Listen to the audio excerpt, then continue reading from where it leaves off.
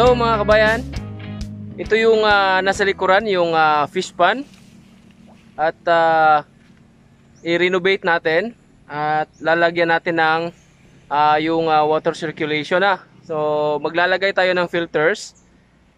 Meron tayong DIY filters na gagawin. At ngayon inaantay ko yung aking kasama para mag-design kami ng aming DIY filter. So maglalagay dito, natin ilalagay yung ating koi na darating mula Cebu. At nasa 3,000 fry na in-order natin at ilalagay natin dyan. So hahatiin natin, since malaki naman yung pan, hahatiin natin at ilalagay natin yung kalahati, yung tilapia. So ito'y isang experiment mga kabayan, dahil lalagyan natin ng filter para ma-filter yung mga dumi nila at saka yung mga dumi-dumi, no? Na mga sediments ng mga ano nila, yung pinagkainan nila o yung tae nila. So mafi-filter doon at ang lalabas ay malinis na ulit na tubig. So itatry natin kung ano yung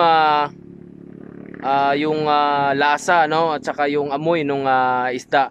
Pagpalagay ko ay napaka malinis na talaga yung tilapia na ma-produce natin dito dahil maglalagay tayo ng filters. So hindi pa nagawa to, siguro wala pang gumawa nito na yung tilapia, no, na fish pan ay maglalagay ng filter, no, kasi karamihan nasa ano lang, nasa wild lang, no, sa fish pan lang yung flowing.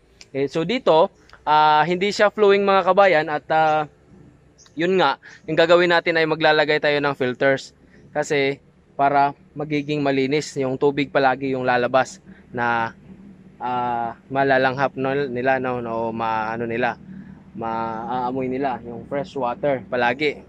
So ngayon inaantay ko yung aking kasama mga kabayan, at